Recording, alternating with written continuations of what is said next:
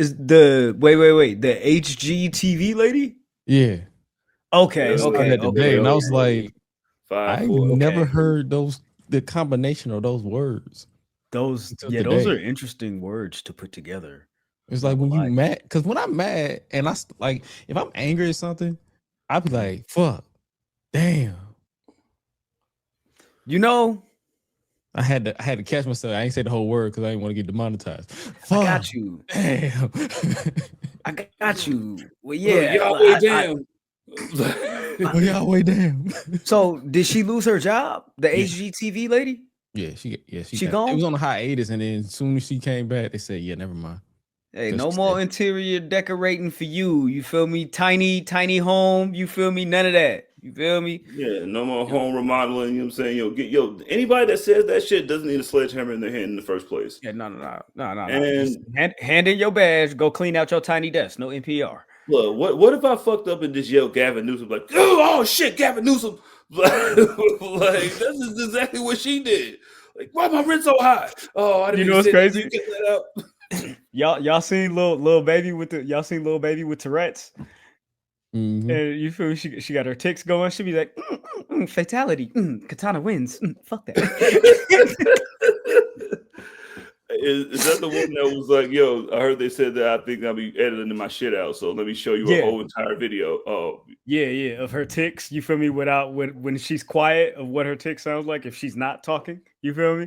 I'm like, that was like 2.5 minutes of just ticking, though. You feel me? Like that kind of threw me off. I ain't saying nobody ain't got nothing, but that part threw me off. I was like, that's how that is. I'm like, that's a hard way to live, my boy. She's all right. You know what I'm saying? Like, man, you gotta do is turn the music up. You know what I mean? Turn the TV up a little bit so it doesn't like scare you.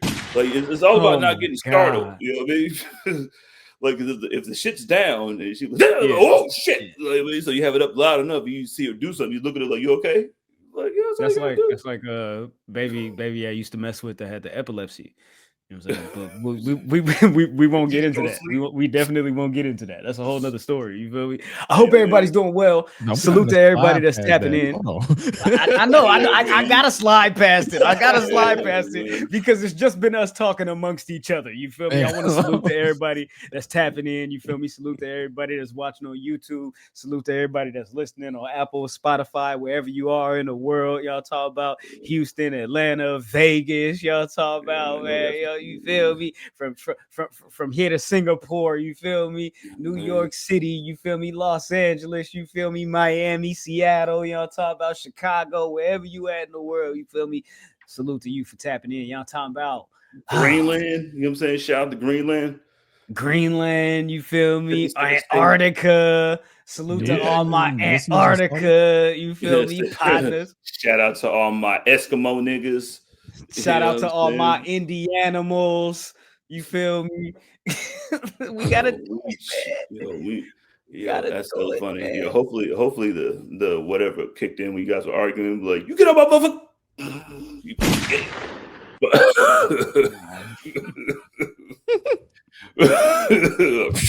I'll wait for that. You know what I'm saying? I used to pray for times like this when you go to sleep. You get on my motherfucking nerve, nigga. Like, yes, like the narcolepsy chick. You feel me? From from Deuce Bigelow. Yeah. We don't mess with Rob Cuz. You feel me? But that movie was hilarious. You feel me? But that's neither here nor cold and lonely. Should I hit this button? Sure. I haven't seen that movie though. I need to go look at it. Just watch the first one. The other one's terrible. Yeah. Okay. Don't even tap into the first one. I'll hit this one though. I told that little bitch, don't you cross the line. She know that she ain't got no kid, but she gon' swallow mine. Keep one up top, I shoot my shot just like it's Columbine. If I say put it on the floor, then that's the bottom line. Yeah, I told that little bitch, don't you cross the line. She know that she ain't got no kid, but she gon' swallow mine. Keep one up top, I shoot my shot just like it's Columbine. If I say put it on the floor, then that's the bottom line. And I'm the number one contender in this bitch, still up in this bitch, tryna stretch the difference. I'm always on some different shit. shit. Ideos meal, Del Rio flow, I'm just switching whips. If everybody got a price, nigga, then you should get a grip. 415s in the trunk, I make it slump, nigga. If I'm not the best in the world, I see him punk, niggas. To be the best, you gotta beat the best. Just what come with it, lie, cheat, and steal for real, just like when Trump did it. I told that little bitch, don't you cross the line. She know that she ain't got no kid, but she gon' swallow mine. Keep one up top, I shoot my shot just like it's Columbine. If I say put it on the floor, then that's the bottom line. Yeah.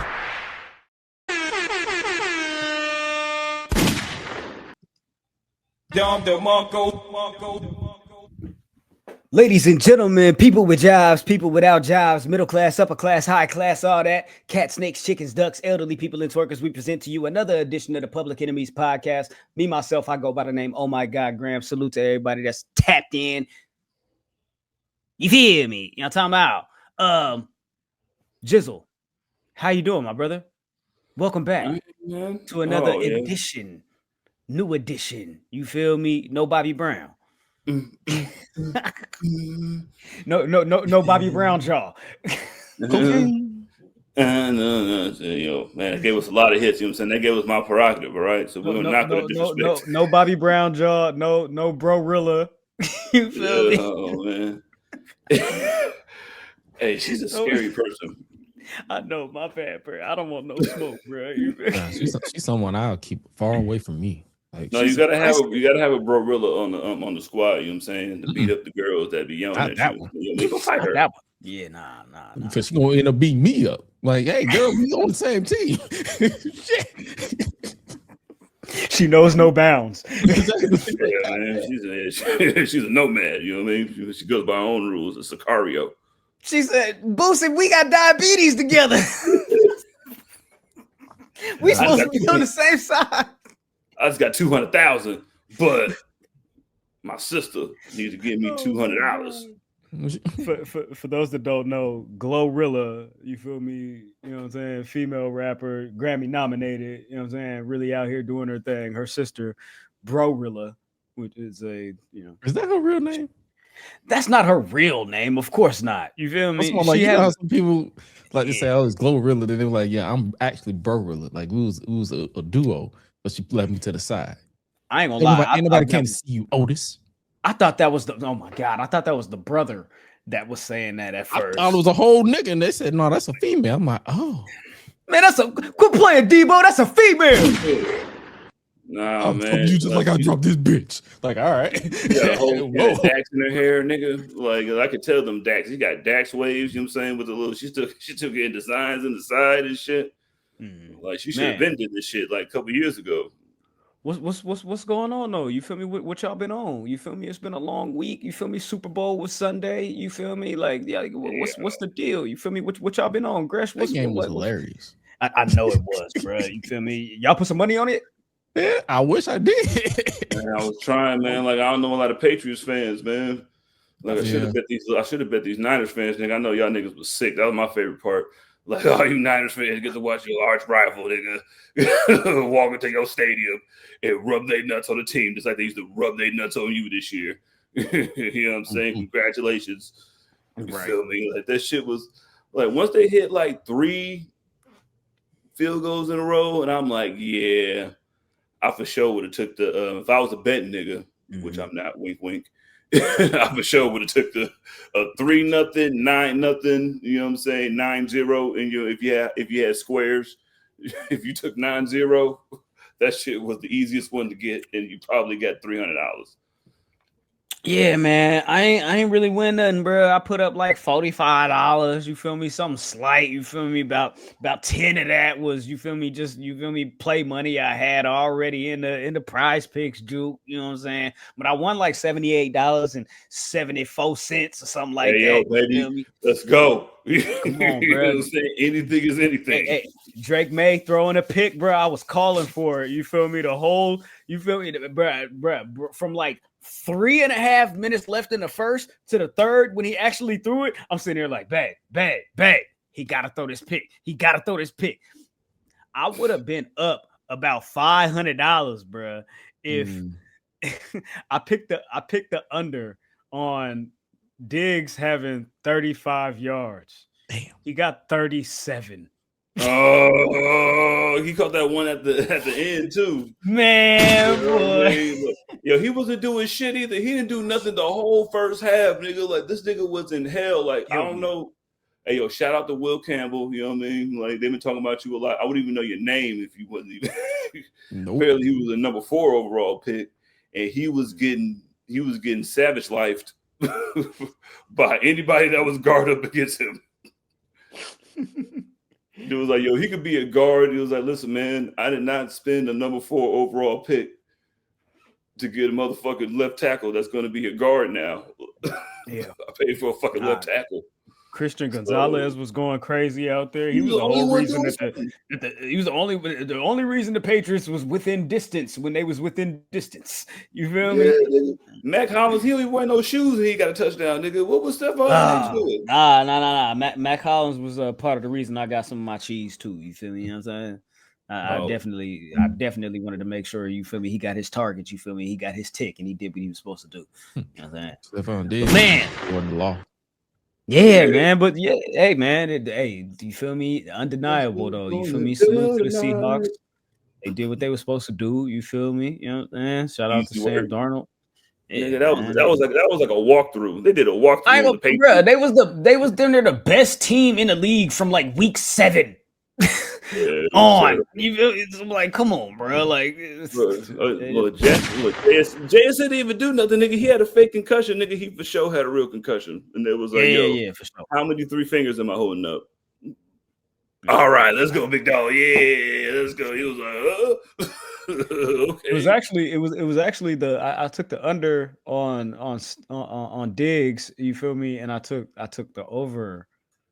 I took the over on JSN. And you feel me, the whole concussion thing. You feel me? That took the over on the offensive player of the year. What? I know, right? I'm like that was crazy. Like, what a decision. And then nigga got dumped, nigga got dumped. Nigga got dumped before Bad Bunny came on. This guy sucked.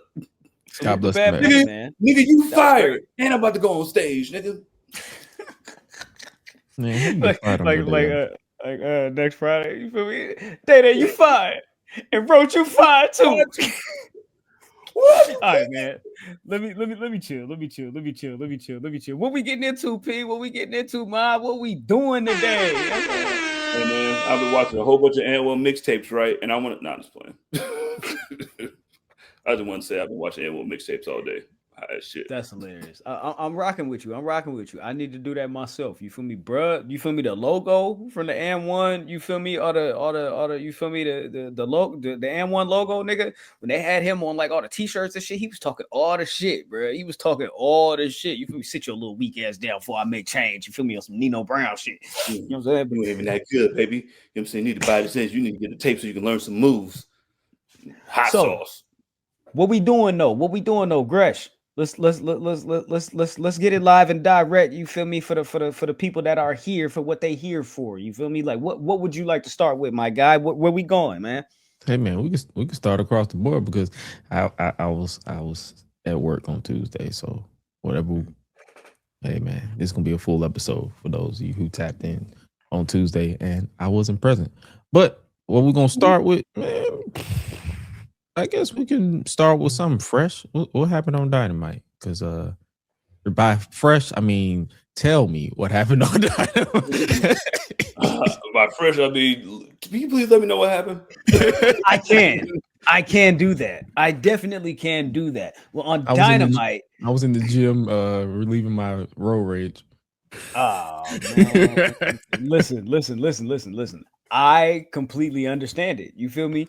When you got to do what you got to do, situations happen. You feel me? Out there, you feel me? On your way back, you feel me? From work, trying to let off steam, you feel me? Trying to kick it, trying to chill, trying to relax, not trying to be involved in no bullshit. And here comes stupid over here, you feel me? Not putting his blinker on, trying to cut niggas off. You feel me? All right, well, check this out. You feel me? We can do what we got to do. You feel me? And your bitch ass can be right there on the ground. You feel me? I'm in the car. He trying to figure out what the fuck just happened. You feel me? Bitchless. mannerisms. You feel me? All that shit, man. Nigga, we go get out the car and punch this nigga car. And I know you drinking pre-workout, so I know you was mad. Listen. It's Black History Month, brother. You feel me? You can feel however you want to feel. Salute to my boy stat guy Greg. You feel me? Ain't nobody gonna steal your black boy joy out here. Y'all talk about we gotta do what we gotta do to make sure that we are okay. And it is Black History Month. However, we're gonna get back to that because we got something to talk about in just a few. But first of all, you said that you wanted to start with AEW Dynamite, and I think it's only fitting to start with the ladies. On AEW Dynamite last night, we crowned a new women's champion. Thekla, the Toxic Spider, defeated Chris Statlander, our wrestler of the month for January 2026, fell short vote and lost her championship to, again, the Toxic Spider, Thekla, in a strap match. This shit was actually, it was decent. You feel me? The ladies got their shit off. You feel me? Statlander got color. Thekla got her moment. Sisters of Sin, you feel me, came out there and got ran off, brought a brawling birds. You know what I'm saying? It was a whole thing. But unfortunately, after 130 days or something like that, Chris Statlander is no longer your AEW Women's Champion. We now are moving forward with Thekla. Jizzle, what are your thoughts? This is the part of wrestling that I like, nigga. Like, you know what I'm saying? Like, sometimes you gonna lose your title on the fucking Dynamite, dog. You know what I mean? Sometimes you gotta shake some shit up, you say, to make my little championship, little something going on Saturday. You know what I mean? Switch it up. You know what I mean? That's my favorite part about it. Like, it was a strap match that nobody touched the corners of the. Let me not be that dude. You know what I mean? Like, when nobody touched the corners, I mean, you can win by pinfall too, because like there's no rules because it's fucking wrestling. Like, but you know what I mean? Like, hey man, the strap always adds a little element to where like you can't go too far, like to get where you can't run away from me. So I don't know why, you know what I mean, you put that on. Like, I mean, I don't know how many times they fought individually. Like, that seems like a, you know, like a real blood feud shit. But you know, whatever, nigga, I picked this shit, and then like that's what you get. You know what I mean? And then like it does like shit like that opens up the whole division, because like now anybody can hop up in there and try to fight somebody now. There's also somebody that's been like flipping out a little bit who lost to the champion that lost, who could be like, well, I could beat her. You know? That's what I said for me, Graham, that you're muted. My bad. Why am I muted? Anyways, but Thekla defeated Statlander like a couple of weeks ago in like it was a 6-woman tag. It was a Triangle of Madness versus her and the Babes of Wrath. So she got this match and beat the champion. Like, hey, I'm not mad at it, bro. Title eliminated shit looks stupid anymore. You mean but like you said, this opens the doors in the, you feel me, for anybody to kind of get in there and be able to kind of be a challenge. Like it's up for grabs now. You feel me? Tekla's the world champion. She's been there for what, about a year, under a year. She came in like May of 2025, and now. Yeah, she came in and she knocked Jamie Hayter on her ass. You feel me? And she was Jamie Hayter looking at that like, yo, you think I can't beat you, blood? Right. You feel me? Look, so Riho, save us. Riho, that's hilarious. I need Riho back, dog. But listen though, I fuck with Thekla. Thekla is dope. I like her in ring. I like her promo. I like her aesthetic. The Triangle of Madness thing is what it is. You feel me? But Thekla as the world champion, I'm not upset at the move.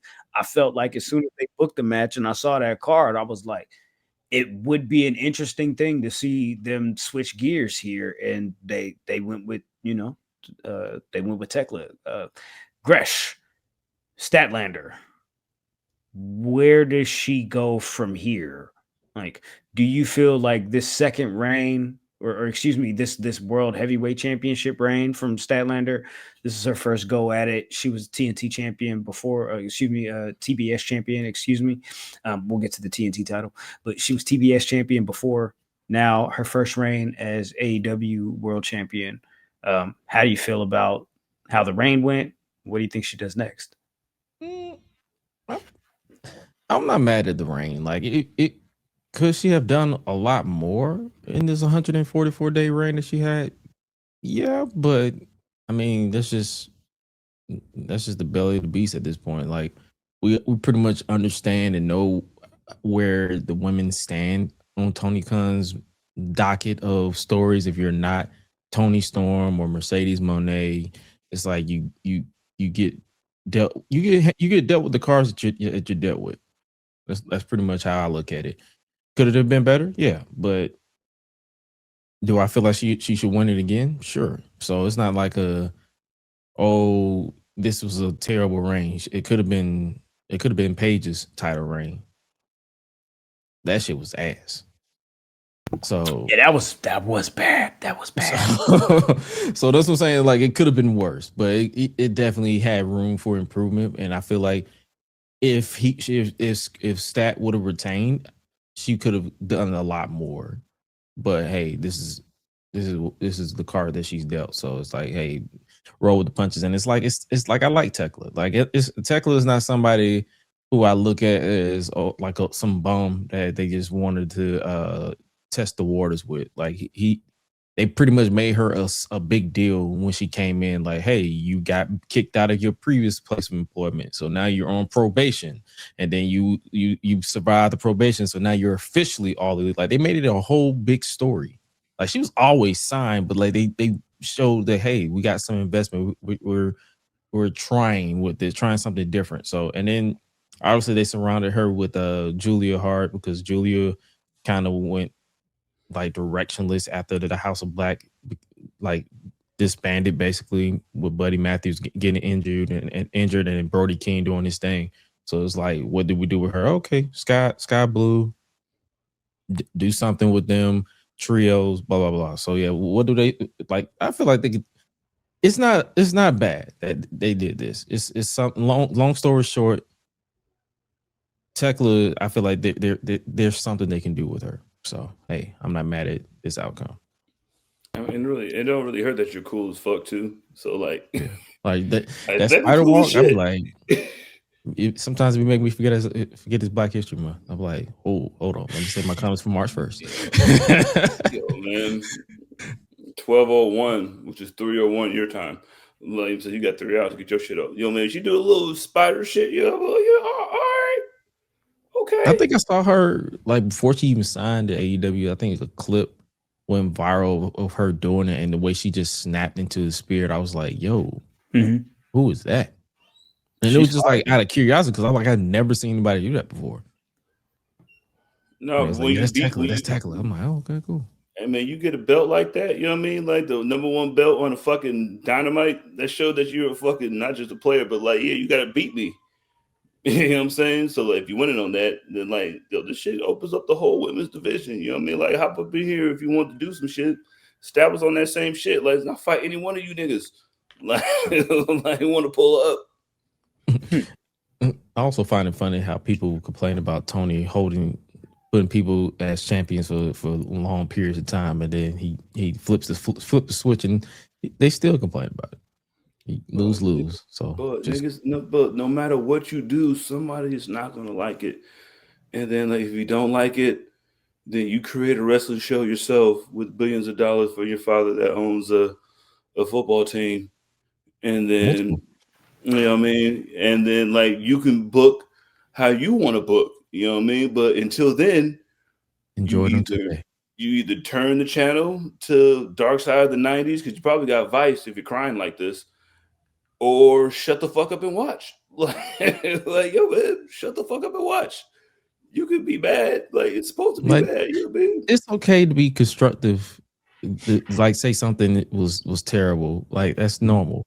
But some of y'all be beating into the ground to the point where I was like, all right, nigga, enough. Oh, man, like, chill, man. You know what? Speaking of enough, I've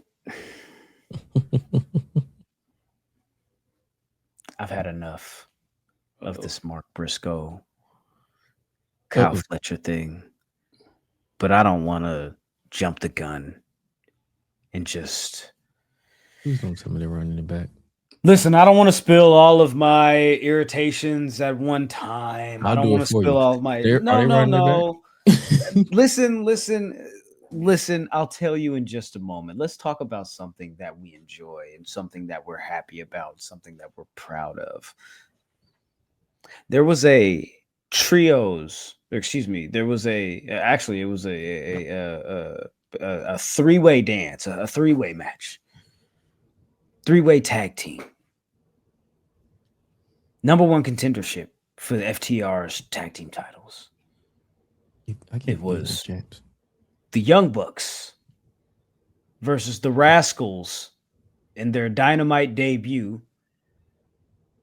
Desmond Xavier and Myron fucking Reed. Hey, let's go. Gang. Yo, first interview ever. Gang. Versus a wild card team, which just so happened to be the return of Private Party. Oh my God, is that Private Party? Yes. After a year, it's crazy. Shots. I didn't realize, like, legit, when they said it's been over a year since Private, I was like, is that for real? Damn. Yeah. I think they lost the titles to, and then disappeared. They lost the titles to the Hurt Business on like the first or second week of January last year. They was on the show like 1 or 2 weeks after that, and then it was just the same week actually, because they was on like Collision, and then that was it. Yeah, even that. Like, I remember how excited we were when they got the tag belts. We were like, "Oh!" And then we heard, like, "Oh, we heard people." It was like, "Oh, y'all." They're cooked. Like, I wish FTR was there. Like, why gotta be them? But yeah, I was excited to see them back. That was pretty good. So they were the wild card team. It was a surprise. They kind of milked the crowd reaction for a second. You feel me? And then boom, the juke drop.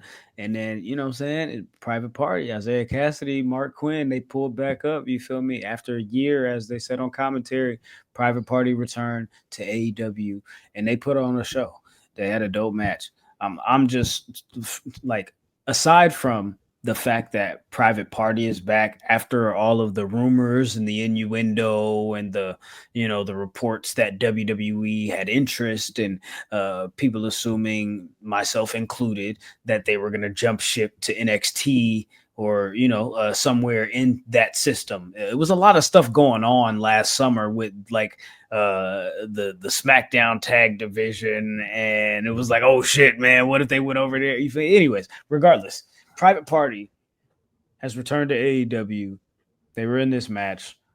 I, aside from that, was really happy and really proud of Myron Reed because he's, I really believe in this kid, and I think that he can be something special if given the opportunity. So I'm just really happy that Tony Khan is the person that gave him the opportunity, and here we are. His debut on Dynamite. He's dropping a new song on Friday, and it's just dope shit. You feel me? It's dope. It's dope to see. You feel me? Like, if in a perfect world, there will be one other, piece to this puzzle. But at present moment, you know what I'm saying, to have the three Rascals on AEW, this tag match, them going at it, with the Bucks, and like their second, third match, having an opportunity to be, you feel me, number one contenders to the tag team titles. Like Jizzle said, these divisions are wide open. And I don't know, man. I'm just happy. I'm excited. I'm thankful. But I'm just saying, look, Graham, I would have been saying since the AEW's opened up, the only ones that's doing their jobs in their divisions is the Bucks, nigga. Like the Bucks do exactly what they listen. They play the EVP role. We went out there, you know what I mean? Like, shut it off. You know what I'm saying? We can't pay for the shit. Like, Them niggas is the ones. I got one. The Bucks elevate. The EVPs decimate. You know what I'm saying? Sometimes you gotta. All right. I'm sorry, Natty. That shit is bad, Natty. That shit is so bad. bad. I'm so sorry. Man, that was sucks. not good, man. That was a blip. Natalia elevates. Natty decimates. All right, bro. Back to it, Jizzle. Go ahead. Yo, but that shit. The Bucks are the ones that are just holding it down, like for the division. Like they're trying to elevate the division. They lost the private party on the first. Like they could even do like for the wrestling nerds, be like, yo, man, oh my god, private party's back to fight the Bucks. You know what I'm saying? For the first time they lost the Bucks, you know what I'm saying? When they first opened up, you know what I mean? Get to the tag team tournament, you know what I'm saying? You know, they didn't get the belts at all. You know what I mean? So like the Bucks went in there and did their thing. You know, like private party. Like I love fucking private party, man. Come on, man. Like, I'm just happy to see tag team wrestling, man. Especially when it's just like I like choreographed shit. Like I'm sorry. Like I know y'all niggas don't like it, but it's so good. Like I love and I love super kicks, man. Like so, if you could do that shit, and then it was.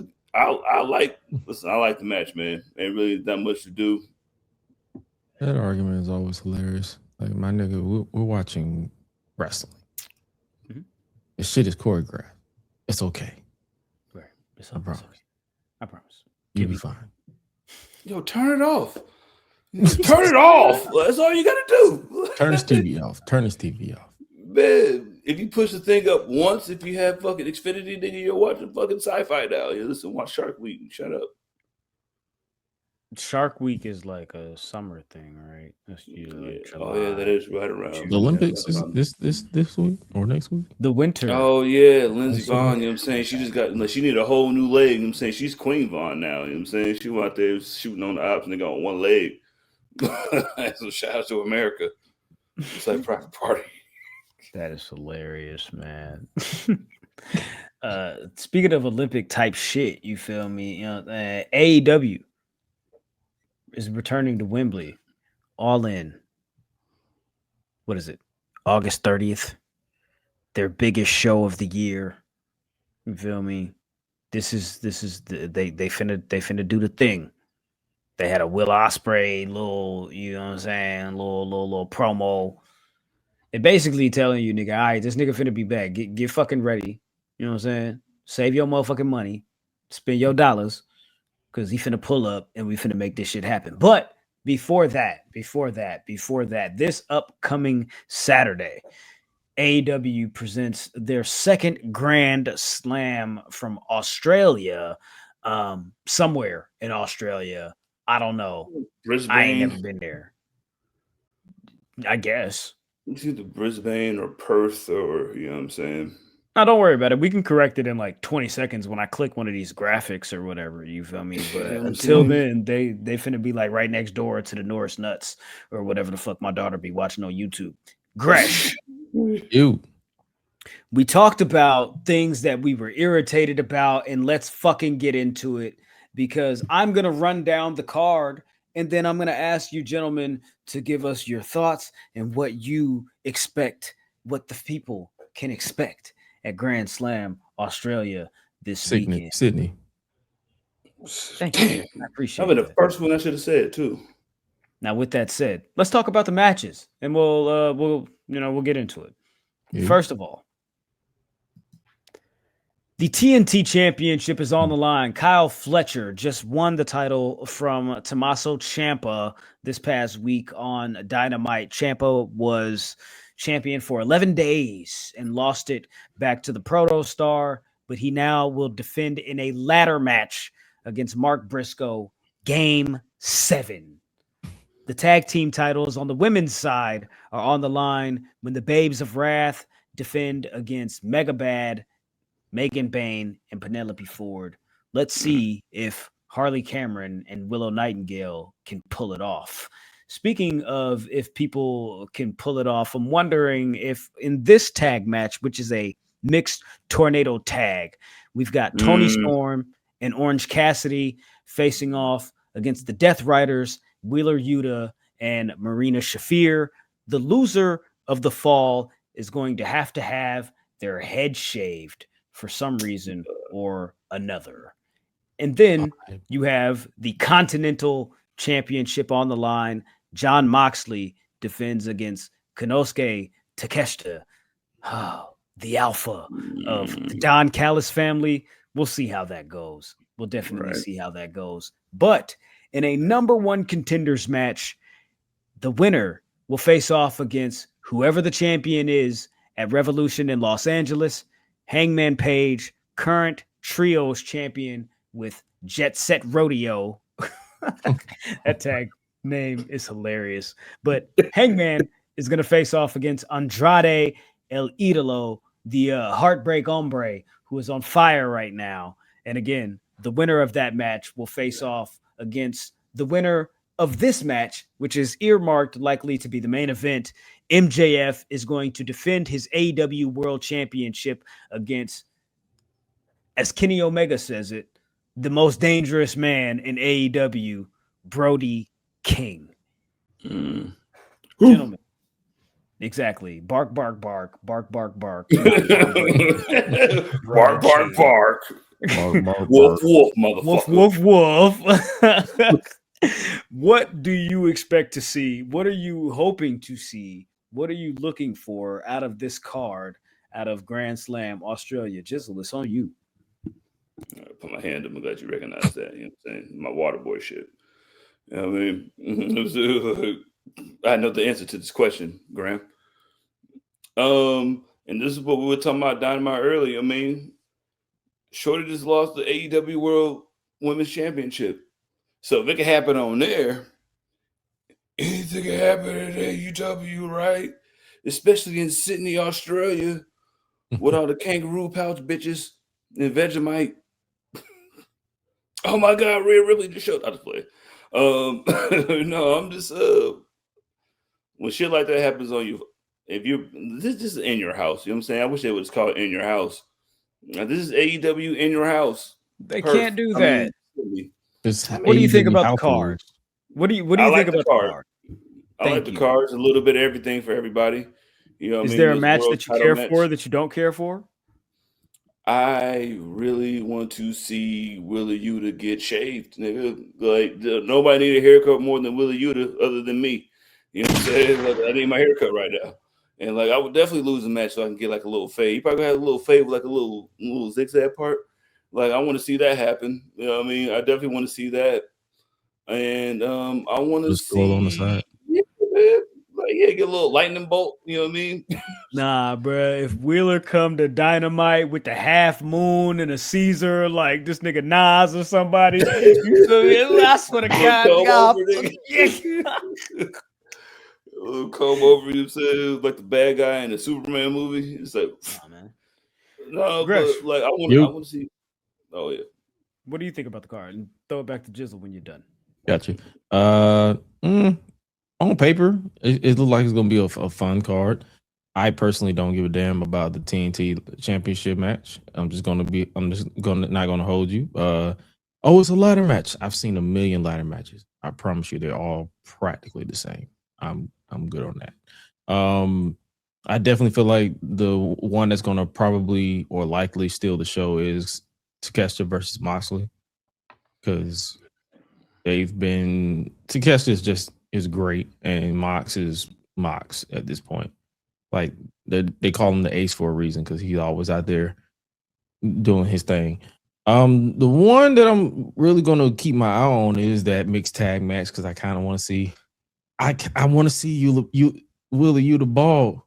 However, I wouldn't be surprised if Toni Storm takes the fall so she can go bald too, and rock like a little hair bunted up. Like, you know how they tie those bonnets, and then she just like have it halfway off and just be a shiny forehead right there and powder and stuff. You know what I'm saying? She's that theatric and that dramatic. So I wouldn't be surprised. Jane. Jizzle, I did not know that it was a women's tag match on this card. I didn't even know I forgot they was champions, and I was there when it was crowned. That's the crazy part. Listen, there's only a drop of black, you know what I'm saying? Just like having a black father if you're mixed, you know what I mean, in this entire card. So you got to recognize that one. You feel me? You know what I mean? I want Willow to do everything that she wants to do in life, and I love Harley Cameron more than anything. And even though Megan Bay was talking that shit, you still follow us. You know, you love us, so stop playing. And, you know what I mean? We always fuck with Julia Hart, even when she was the TBS champion. So that's a little underground, little dark horse, you know, and match that I want to see. Like, I'm glad you brought up Takeshita versus Mox, you know what I'm saying? Because somebody's team is gonna turn on that nigga. So who's getting kicked out? Who's getting kicked out of the nest, or who's becoming the bigger fish in your little pond of a group? Because whoever loses is gonna get disowned by their squad. That nigga Okada told Kyle Fletcher, "I care about your future, unlike Takeshita." I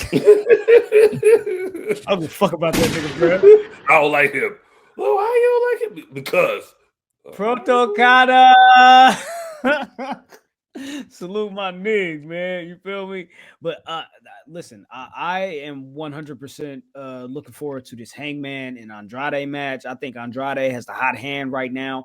I think that's going to be a dope match. Again, like Gresh said, I don't give a fuck about this TNT title match. I don't know, man. To me personally, this is not the rivalry that Tony Khan thinks it is. Like, I don't care that these niggas got beef for 7 matches. If this was your plan to do a best of 7 without doing a best of 7, but still doing a best of 7, we got a problem. Why have you to win it in the first place? It's stupid as shit, man. Please keep these niggas. Remember we talked about that shit. I was like, what did he say? What if he comes back and wins the TNT championship? I was like, you go to this corner, you go to that corner. Stop it now. Fucking stop it. All right. No. Be smart with TNA. It's like, hey, we're gonna release you from your contract and let TNA sign you to a cheaper contract so we can book you in NXT. Kill 2 birds with 1 stone. No, man, I want to be the psycho killer, nigga. That's hilarious. Speaking of TNA, just briefly, shout out to AJ Francis, best in the business. You feel me? Money, money, money. Also, in addition to that, I want to shout out Kofi Kingston. I want to shout out Jacqueline Moore. And I also want to shout out, is it Teddy Long? Who was it else that we had this week? Continuing our Black History Month, you feel me, spotlight featurette on all of our socials, you feel me. Teddy Long actually was last week, but this week we did go with Kofi Kingston, we went with Sapphire, we went with Jacqueline, we went with AJ Francis, and tomorrow, Friday, when this episode drops officially on, you feel me, yada, you know, talking about all of your audio feeds, you will see somebody that's likely a bit juicy. You know what I'm saying? I'll say that. But if you're not following Public Enemies HQ across the board, then that's like likely why you're not tuned in, tapped in, and staying dangerous about it. You know what I'm talking about? You feel me? Yeah. They got Swerve and Kenny Omega facing off in a one-on-one match next week on Dynamite. And I had absolutely no fucking idea this was in Northern California. I should go to this show. Hey, yo. Hey, man, I think what are we doing? My tax is supposed to be hitting, you know what I'm saying? I don't give a fuck. What are we doing? How? We can do this. Omega Swerve next week. Same place we went to Dynamite last year. Oh, bro, I swear to God, man. All we got was a video package.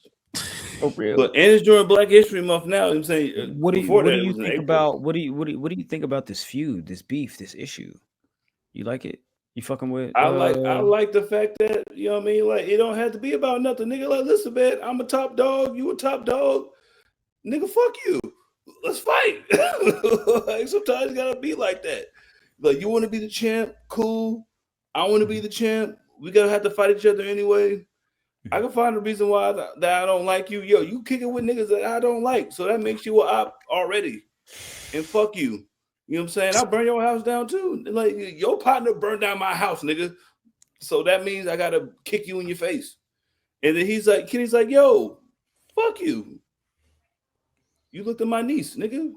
All right. Throwing it to Ben. Welcome. What's going on, my brother? You feel? Yo. They got caught up, had to handle some business. You know how it is. You gotta do what you gotta do, man. It's just, you know what I'm saying? Nigga out here shoveling snow and shit. You feel me? I remember. I saw the text. You feel me? I saw it. He was working. He was doing your neighbor's yard. You feel me? It was real nice of him. There you go. Listen. There you go.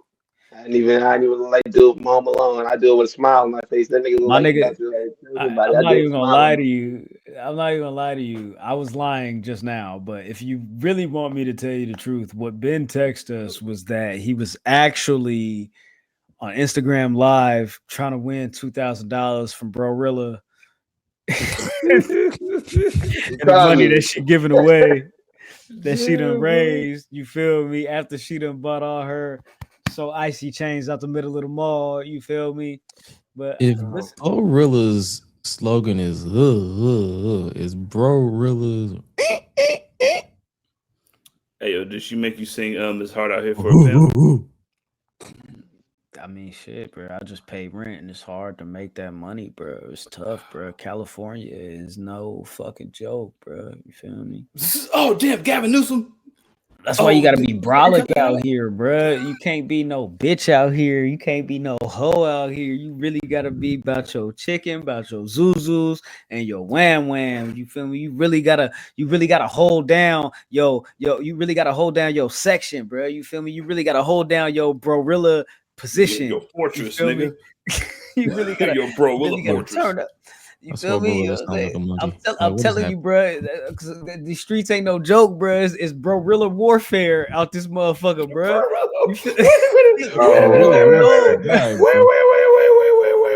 Wait. Rewind. Wait. Did you say Brorilla warfare? Brorilla warfare. I don't know what you think the name of the episode about to be. I'm gonna let you finish. I want to call her sister Brorilla Monsoon so bad, bro. Brorilla Monsoon. Hey, I don't know what you think the episode gonna be. That's it, Brorilla Monsoon. I want to call her Brorilla Monsoon so bad, bro. But hey, yo, there's an R on that. And so we put an R on that. They'll try to take that shit from him, Brorilla. He's a better rapper than you. I just feel like it's wrong. You feel me to say that about her? This nigga said Brorilla Monsoon, nigga. It is. It is, but we'll allow it. Nah, man. It is kind of wild. No. Let's talk about Brorilla warfare because it's warfare on me and my fucking eyes when I have to read and hear the bullshit and the warfare on my ears when there's stories out there and this and that and he said, she said, and flipping and flopping and what the fuck really happened. And the word on the street is that, I don't know, Brody King wasn't on Dynamite last night. People were thinking that, you know, there was something to that or other. You feel me? There was word that came down from Wrestling Observer, Dave Meltzer, Uncle Dave. You feel me? Uncle Dave said that he was told by a source, a fairy somewhere out in the Netherlands, out in the forest, that came to him and sat on his shoulder and told him that Brody King was not on AEW Dynamite because WBD was not happy about the anti-ice chants last week that went viral, that were covered so significantly on social media and widespread, reached TMZ and NBC and other news outlets similar to. And I don't know, man. People were thinking that was the case for some time, I guess. So, there was a lot of news outlets that, decided to report, hey, we've heard this, and this is what Dave Meltzer said, and Dave Meltzer said he heard this, just informing the people and the public of what's going on. I was taken aback. I was like, God damn, you feel me? I think they just created a bigger issue for themselves, but you think? Yeah, when I read that, and I just want to preface this, let niggas know, hey, I just post the articles, bro. I'm not co-signing it just because I posted. I'm not friends with that nigga. We not buddies or pals. We don't exchange Christmas cards. I'm just posting the little article to get a little bit, get a little buzz going, talk about something, get the conversation going. I'm not really tapped in with that nigga like that. So I just wanted to say that part. You go ahead, Graham. So, I mean, who gives a? You didn't have to preface none of that. You feel me? It's Black History Month. You feel me? Fuck them niggas. You feel me? Trying to steal your black boy joy out here for just trying to report the news that is being reported out there in the news. So, there was, I guess, clarification that came down. Fightful Select actually got some information. They reached out to WBD, or WBD decided to put out a statement. Here it is. WBD to Fightful Select. They wanted to make it absolutely clear and let you know that they didn't have nothing to do with this decision. This ain't us. WBD says to Fightful Select, Warner Bros. Discovery did not have any involvement in Brody King's upcoming AEW schedule. Any speculation to the contrary is categorically false. Brody is scheduled to appear during the next AEW event, which will air this Saturday on TNT and HBO Max. Grand Slam, Australia, which we just spoke about, of course. So they wanted to make it absolutely clear. Hey, whatever the fuck y'all think, whatever the fuck happened, you feel me? We didn't have nothing to do with that. We don't book the shows. You feel me? We did not make that decision. Don't put that shit on us. Hey, Gresh. we honestly, I want to bring Gresh back into the conversation. What are your thoughts as we are where we are now with this Brody King WBD story? Listen, two things. If Brody King was pulled from the show, because they're not going to flat out and say, hey, we did that shit, we're guilty as fuck. Because this is the same company that doesn't want Trey Miguel on their show. The same company that doesn't want this other person on their show. So we're not going to sit here and act like they're innocent. They've literally dipped their fingers into certain things. So what the fuck? So if it's true, okay. If it's not true, then damn, Meltzer, get your shit together, because you gonna start it. Niggas don't took your word and you was debunked. On another hand, Tony, if Brody King wasn't on the show, why? But if he wasn't on the show because of that, why wasn't he on the show? Because he has a world title match this Saturday. You would think you will book the number one contender after squashing the world champion a week prior. Yeah. What if he was traveling? No, that's what I'm saying. Like in Australia. That was my third point. It's like he could have been traveling, and what I just said doesn't make any sense. But yeah, I think because it's Wednesday, the show isn't until Saturday. I know you got to do media stuff over there. You got to set up and get everybody established, go on the radio. You're doing TV shows, stuff like that. I think it should have been some form of them being on the show, because it felt really weird. Just them doing a backstage video, cut last week of MJF in a video package. It just felt kind of out of place. I was one of the things that I noticed. And I was like, okay, well, if he's not gonna be on, then they're probably gonna have a little promo of him backstage or something like that. And nothing. So I just at the end of the day, just if this isn't a case of something like that being pushed, you just got to chalk it up to poor planning, I guess, and leave it at that. But when I saw that article here, I was like, damn, bro. I was like that really does like look kind of crazy. But I'll be honest with you, like Dave Meltzer might have done Brody King a favor because this shit gonna turn him up even more. When I saw that, niggas like, hey, fuck Warner Brothers. Warner Brothers ain't got no fucking balls. Warner Brothers ain't getting no bitches. Fuck Davis ass love. Davis ass love the bitch ass thing. I saw that. I was like, oh, Brody King is gonna be a world champion this year. I said he was gonna be world champion next year or something like that. Nigga, that's coming this year. No, Brody King gonna be world champion Valentine's Day, nigga. Right before the dunk contest, nigga. That's what's about to happen, nigga. When Dame makes his return from his Achilles injury, shooting 3-pointers, Brody King's gonna win the title. That's all you did. See, WBD, just like the mother niggas, well, they some bitches. Listen, we ain't had nothing to do with that. That was Bow Wow Khan. All right, I'm saying Bow Wow Khan was like, listen, man, I'm keeping them off the shit because I don't need. Listen, I ain't got nothing to do with me. All right.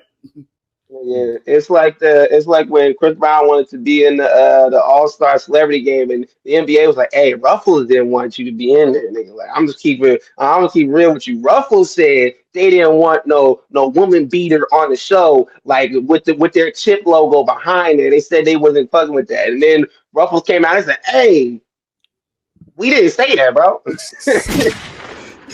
That's Warner Brothers right now. They hit up like, yo, hey, we didn't do that, bro. All right, nigga. Man, we love kiss, nigga. We love that shit you be doing, nigga. All them little dance moves and shit, nigga. Paintings. Yeah, I love that. I love the crumping in the crackhead backflip that you see at the 7-Eleven at 2:30 in the morning. I love that shit, bro. That's my shit. We fucks with it. We ain't got nothing to do. You feel me? But like Gresh said though, I do think it's interesting that they jumped out the window and WBD had something so swiftly, so quickly to shut this idea down that they had anything to do with Brody King not being on Dynamite. But did WBD release a statement when that whole Trey Miguel thing was going on? Did they say, hey, we don't have anything to do with this? We didn't make the decision on who's on the roster, but they decided they wanted to tell you, hey, we don't book the show. We don't book the show. What? We didn't have nothing to do with Brody King and none of that. I can say that they don't want nothing to do with this whole anti-ice thing. They don't want any attachment to that. That's what I gather. That's what I gather. Hey, I gather that they don't want any attachment to ice or anti-ice. If you're, I think in no way, shape, or form, yes or no, left or right, do they want any association with supportive or anti-ice in this whole situation? I think they want out of this. They want to be Homer Simpson backing into the bush on this bitch. Yeah. There you go. But like I said, they couldn't pick a worse time. And they couldn't pick a worse time for this to happen because they're trying to sell the company too. And you already know how that nigga working. Like, yo, man, like you gotta bend the knee and kiss the ring and do all that shit for that nigga before he like approves the sale of Warner Brothers to Netflix. And it doesn't matter if they're like, they can be like, hey, bro, we just selling the studio. We're not selling the channels. That happened on channels. That we didn't make a movie about saying, you know, fuck you and everything that you stand for and everything that you love and everything like that. That was on a TV channel, bro. Like, but they don't care. But watch, this shit gonna end up with Paramount. Like, they're gonna end up having to pay something, grease the wheels to get this sale of Netflix going. And this shit not looking good. Like, niggas like, oh yeah, well, you know, like Brody King, like nigga, don't nobody. I don't really think they know him like that. These niggas know, bro. You think niggas don't keep their ear to the pavement? These niggas definitely do, bro. And if it's the case of like where it was some rumblings and then they wanted to come out and clear the air or whatever, and it was something like that before, you just made him a bigger star, bro. That's it. And they needed Ted Turner Jr. just to be like, oh, I'll buy it. Just like last time Warner Brothers got bought. Shit, that's what the Ellison nigga trying to do. You feel me? They got all the cheese over there. They're trying to make it happen. You know, somehow. Now, can we switch gears? Are we good? Are we good here? Yeah, I'm through these, man. Can we talk about some nigga shit? Yeah. Can we talk about some nigga shit? I do like nigga shit, actually. I mean, I'm just asking. I'm a fan of the African American, the colored community. Okay. Hey, no whites allowed. You feel me? I'm talking about. I'm joking. I'm absolutely joking. But it is. Get to the front of the bus, crackers. Oh, I can make those jokes. You feel me? You know what I'm saying? Salute to all my white counterparts and all my loved ones. You feel me? Doing their motherfucking thing out there. Salute to everybody that is of color, that is not African American or of black. You feel me? Descent. You feel me? However, it's on us, blood, nigga. You feel me? What the fuck is up? Y'all talking about? Hey, you bitch, you. You know what I'm saying? Yeah. Huh. Now. We've been doing this whole Black History Month spotlight. You feel me? We've been doing this whole Black History Month spotlight on our socials. You feel me? But you feel me? Let's talk about it on the show. You feel me? We put together a list. Of what we believe are the top five. The top five black tag teams of all time. Disagree, agree. Whatever you want to do, I don't give a fuck. We don't give a fuck. Make your own list. But here we are today to provide you with ours and who we believe should be saluted as the best 5 black tag teams of all time. This was hard to put together. It was difficult. It wasn't hard. It wasn't hard, man. Talk about it. You are a liar. There were arguments and screaming matches and all types of shit and reseeding and stuff like that. This nigga's a liar. Why you call me a nigga? You just how the nigga that just got here 13 minutes ago call me a liar, nigga? First off, nigga, like the first, there was only one kind of disagreement between the ones that wanted to pick is because one of these teams has a nigga in here that I'm not fond of. You know what I'm saying? It was just me just being like, yo, fuck this. Yo, he been wild out, blood. Look, listen, man, still. But yeah, it was, you know what I'm saying, it was a healthy Black King discussion. Yes, it was. And let's get into it. We can have a healthy Black King discussion. Let's go ahead and do the rundown, the top 5 black tag teams of all time, according to nigga, us, the Public Enemies. Anyways, so here we go. Number 5.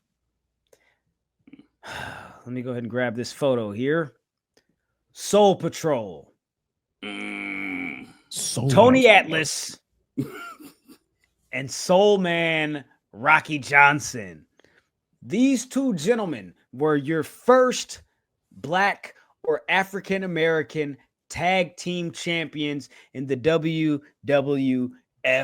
And they set the trend, they set the tone, they set and laid the foundation. Mr. USA, Tony Atlas and Rocky Johnson. Tony Atlas, when he wasn't so interested in white women and their feet, was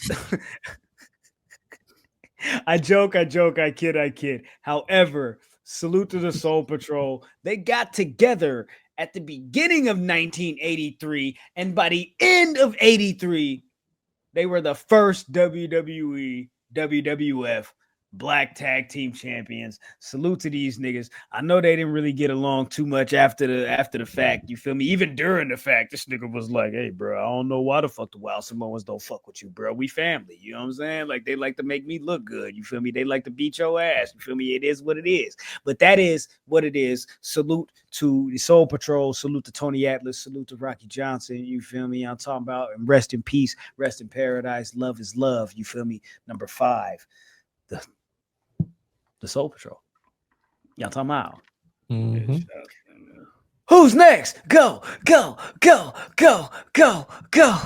Who's next? Go. Who's next? I guess we'll go with number 4.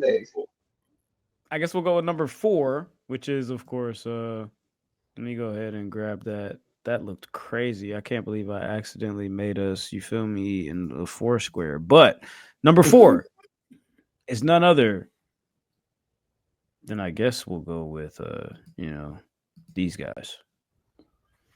The Hurt Business. We heard people. We heard people. We were supposed to. Let me tell you something, man. Hurt Business, Hurt Syndicate, Hurt whatever the fuck, nigga. Hurt Syndicate, you know what I mean? Brought back coolness and real nigginess and actual wrestling discourse to be like, yo, we hate these niggas, but we want to cheer for these niggas, but they can't be beating all these niggas, even though they niggas that beat them. You know what I'm saying? Like, Hurt Syndicate didn't get they just due. You know what I mean? WWE construct of things, of the wrestling that you guys decide that you like or whatever. Fuck y'all. You know what I mean? If we get to AEW and they can't get the maybe not, I want to say the aura, because I'm saying the Hurt Syndicate got him saying Bobby Lashley was the WWE champion, and then we had tag team champions with Cedric and Shelton, and then MVP was the cooler version of Jackal. And when you do, and then you take it to somewhere else and call it the Hurt Business, and then you don't get the accolades except the tag championship, but you get the cool factor that you were aiming for in WWE and that you were getting, but they were trying to suppress. Like, hey man, I'm saying Legend 2 games like Pee Wee Kirkland. And nigga, like, who's gonna beat us? Like, at the end of the day, it's about dominance, and then this is one of the most dominant factions, period. Especially in the 4-man shit, I would guarantee they'd beat the fucking Freebirds, nigga. And all the Von Erichs put together. If the Freebirds and the Von Erich would have got together, they'd have beat them. So shout out to the Hurt Business, Hurt Syndicate. Number 3, the Street Profits. I bring the sweat like nobody can. Gresh, I think you should take this one. We want the smoke. Whatever that theme song was. We want the smoke. We want the smoke. Nah, Street Profits, man. You know, man. We've been following this duo since their time in NXT. Angelo Dawkins was obviously a super senior, senior citizen in NXT, and they needed to put Montez with somebody, and they was like, "Yo, y'all two figure it out," and they figured it out, and the rest is history. They won titles all over the place, from Evolved, Raw, SmackDown, NXT. Man, and they finally won they finally won it again, earlier last year? Like when it was in I think it was either in Spain or going to Spain. But yeah. So they highly decorated, and the crowd loves them. Like they tried to turn them heel, I think, like twice, and it just did not work. But hey man, that's the Street Profits for you. Shout out to them. Montez Ford, Angelo Dawkins. Do y'all mug thing, man. Brother. Nobody can, I mean, I swear, but nobody can. Solo cup, you feel me, in this motherfucker. Yeah. Why don't stop dropping the solo cups, to be honest with you? 'Cause that shit gotta be bad for the environment. Yeah, man, it definitely gotta be, man. Make sure you recycle, reduce, reuse. Y'all talking about, hey, man, Ben, That's you the are thing, up bro. next, man. Who is number 2? Who? Ooh, the New Day. That's who. The New Day, bro. I can remember when this tag team was assembled, when they were doing the little thing where Xavier came out in a white suit looking like Colonel Sanders. Like, yo, he was coming out there recruiting them because they weren't doing nothing. He said, hey, you niggas not doing nothing, bro. Y'all just wasting away. Y'all just being out here, just doing nothing, a whole bunch of nothing. And they came together and they scrapped that whole idea. And they said, you know what?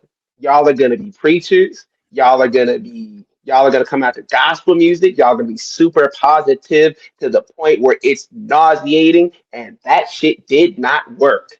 And thank God they were able to switch it, and they were able to play off of it, and they were able to turn it heel, because you have to like get them like to hate you before they can love you. And and this is so much love through here. They were tag team. They were PWI tag team of the year. They were multiple time WWE tag team champions, Raw tag team champions, NXT tag team champions. SmackDown Tag Team Champions, 7-time SmackDown Tag Team Champions. Kofi Kingston won the WWE title, and Xavier Woods and Big E were tag team champions. And even when they were on different brands, they were still together as a team. They still showed love. They still showed up when Big E won the title. They showed love to Xavier when he won the title. Ignore all the shit that's going on now. And I was like, well, we talking about the good times right now. And this is one of the most successful black tag teams of all time, to be honest with you. I think, to me, when we were doing this, I was like, that's my number one right there. But we gotta look at the ones that came before us. But New Day, strong tag team in any race, but especially black people, we felt so connected to this to see them win. Excellent shit, bro. Never be another one. Big action, man. I wish I had a drum roll. I do not have a drum roll. New Day at number 2. Then in that case, I don't know who could be at number 1, but Jizzle, I'm going to throw it to you. Who is the number 1 tag team of all time? Excuse me. Who is the number 1 black tag team of all time, according to the motherfucking Public Enemies? Talk to me. You know what I'm saying? That's not a drum roll. You know what I'm saying? That's just the back of our trunk shaking. You know what I'm saying? Coming with this black excellence. It is none other than the greatest tag team ever. 10-time, which is half of 5-time, which is half of this tag team. 10-time WCW tag team champions, the Harlem Heat. And let me tell you something about this team right here. This team means everything to me because this was when I was a kid. I had to go to the stores and get wrestling toys, and the one that was on sale was the WCW toys. All right, and they came in 2-pack. You want the tag team pack for $338? Sure. Nasty Boys, who I hate the most, actually, my most hated tag team is the Nasty Boys. And my most loved tag team is the Harlem Heat. And guess who's winning all the matches? The Harlem Heat. You know what I'm saying?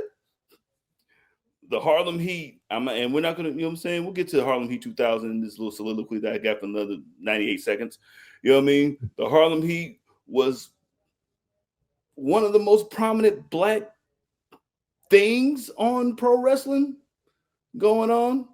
They popped up in a time where the Steiners were there and the Hollywood Blondes and the Dungeon of Doom and Hogan, whoever decided to grow up with, and the Four Horsemen with fucking Mongo. And they were winning all of the motherfucking tag team championships. You know what I'm saying? They were brothers who were from Harlem, even though they're from Texas, whatever. You know what I'm saying? You know what I mean? You know what I mean? They were from Harlem. Saying Stevie Ray got in there first, you know what I'm saying, who kept the Harlem Heat alive with fucking Ahmed Johnson when they did Harlem Heat 2000. They also produced and had one of the greatest, who also is a part of the Harlem Heat, motherfucking Sister Sherry, not sensational Sister Sherry, you know what I'm saying, who was there and bringing them out, you know what I mean? Also, we also had Jacqueline over there, you know what I'm saying? You know what I mean? The Harlem Heat just brought a lot of just black, shit that would make my mom stop and look at the TV and be like, yeah, you know what I'm saying?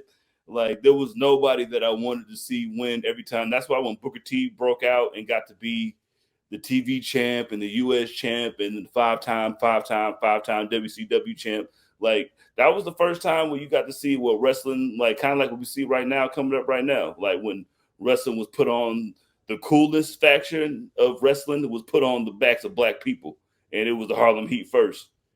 And also, best theme in wrestling history. You feel me? And they had flames, nigga. You kidding me? And it was heat. It was from Harlem. They got koofies over, and they got over do-rags, and they got over breathing strips. Come on, my nigga. They got over breakdancing. You feel me? They got over, bro, and not only that, they got Bill Watts fired, bro. Cowboy Bill White. He's like, hey. He said, hey, why don't y'all be prisoners or some shit like that? Why don't y'all come out there and see? And they was like, hey, bro, that's enough from you. Like, nigga, that's enough from you. It is 1992, bro. If this was about 6 years ago, we would have let you have that. But we're trying to give it the times. Yeah, we'll let you cut Ric Flair's hair. You know what I'm saying? But calling us prisoners when I actually had to go to prison, nigga. No, come on. We will march up here, nigga. Man. I got inside job, man. Niggas had to rob a Wendy's, y'all talking about, and make sure shit went the way it went. Y'all talking about we was really out the mud. You feel me? Like out the mud, not no Bronco Nima. You feel me? But hey, shout out. Yes. One last thing, and they had the greatest viral moment in wrestling history.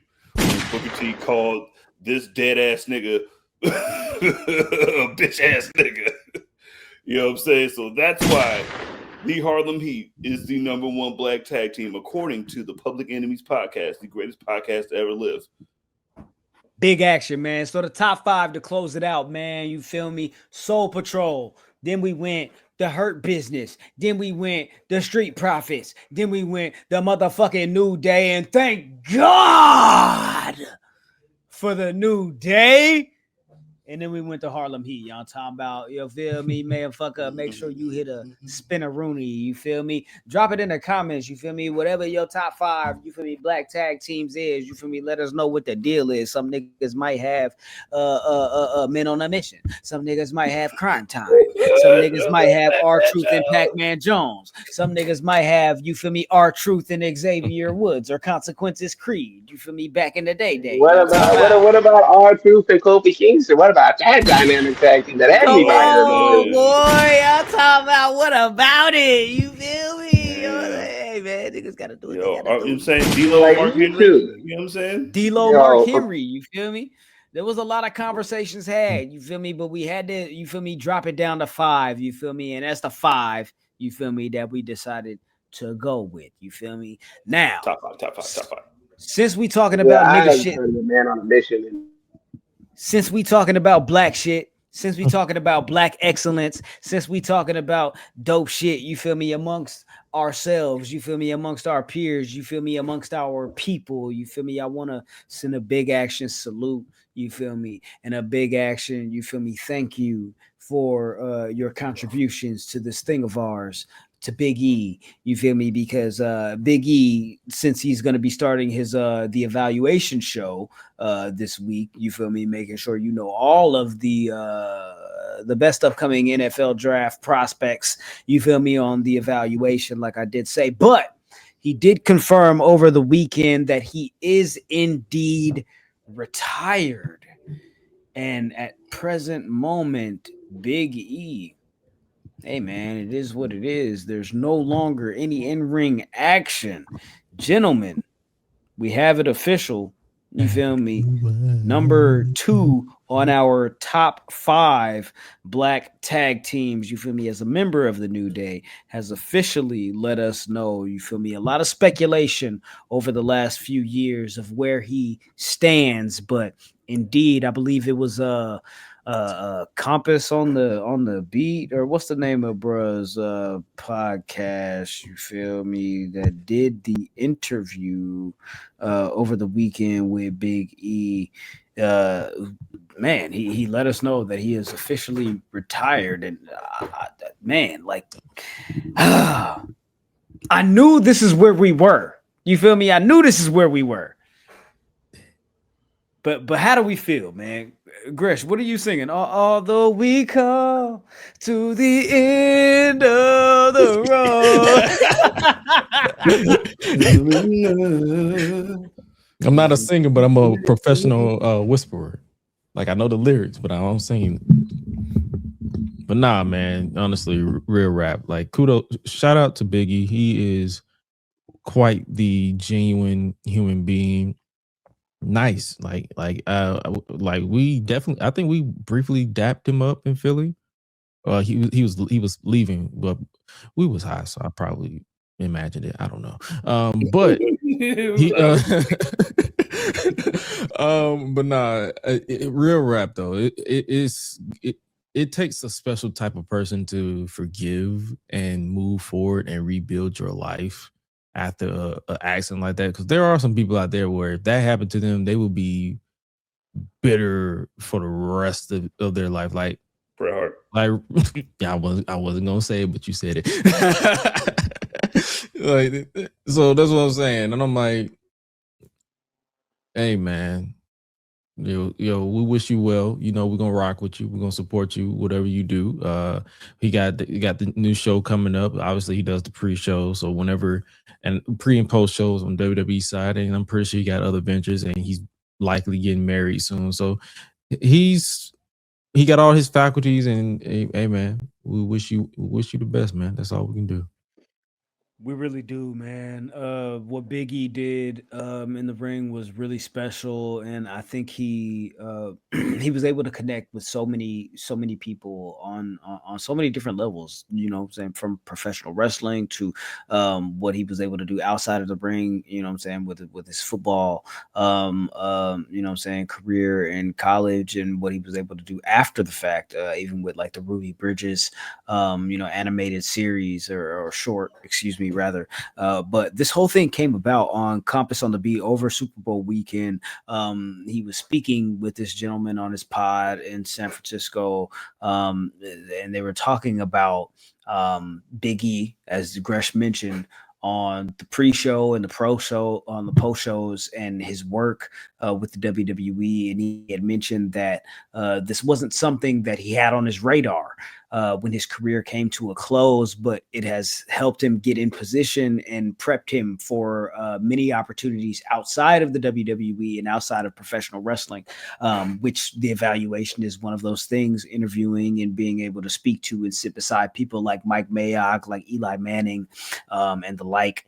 But when he mentioned that, the brother Compass had asked him, you know, does that mean that you no longer have the itch, such as like in 2020 when Edge returned? And he said, I'm content.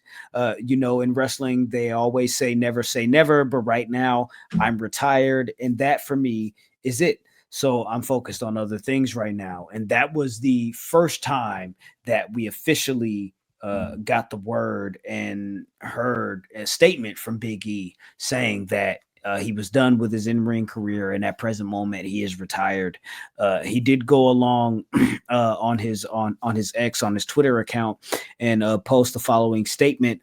Ben, I'll throw it to you after I read this here. He says, I entered the pro wrestling industry at age 23 with an injury history that included a torn left ACL, torn right ACL, torn left pec, and a broken right patella. At 39, I'm well aware that I will one day have to pay the piper. I've put my body through a lot, and somehow I feel great. I don't battle pain daily. I'm able to function normally and healthfully. I'm eternally grateful for the wonderful career I stumbled into. I pray for all of my fellow athletes and performers who have not had the same good fortune. A sincere thank you to everyone who has taken the time to follow my in-ring career. It was an immeasurable gift to get to perform for you all. Benny. And and that's beautiful. Like the fact that he is able to walk properly, that he's able, that his quality of life is in a good place, because you see a lot of wrestlers who have gone through injuries similar to him, like Kurt Angle, like with a broken neck. Like Kurt Angle says that, you know, he can't like really turn his neck like that, and he doesn't really enjoy like sometimes the quality of his life. I'm paraphrasing, but to see Big E like get out and like go through like an horrendous injury and be able to still walk around, still take care of himself, find happiness. And to be honest with you, I never worried about Big E like being one of those guys who holds on too long. Like, if you ever listen to the New Day pod, you've ever seen him do interviews or anything like that, he openly talked about how the fact, like, when he was finished with wrestling, how he had other ventures in mind that he wanted to do. Like, he talked about doing voice acting work and different things like that. So the fact that he has something to look forward to, and that he is one of those guys that knows, hey, there's more to life than wrestling, bro. Like there's more to life than this. You got to live after this. You got to find your happiness after this. And also, you know, just I'm just like, you know, thanking him right now for some of the things that I've heard him say, like on New Day Pod and interviews and stuff like that, because he grew up being a preacher's kid, and he talked about like depression and talked about different things like being suicidal. And as someone who deals with depression and has dealt with suicidal thoughts, it's always, uplifting to hear somebody go through something similar that you went through, and to be able to get on like see on the other side, like, yo, it's okay, like, shit'll work itself out. And like just everything that he's given, just want to say thank you. And like look forward to seeing everything that he has planned to do in the future.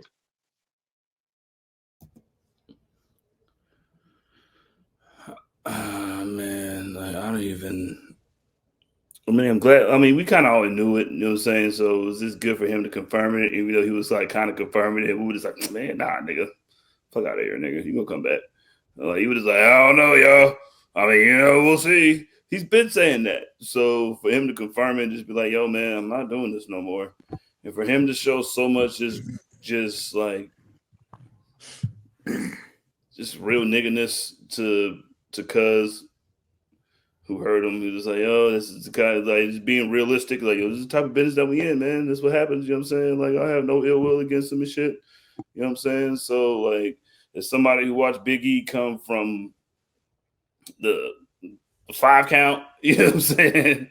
You know what I mean? 5 count Big E, you know what I mean? For him breaking all the records that John Cena thought, like, he was literally the strongest nigga in wrestling for a little bit, whether you liked it or not.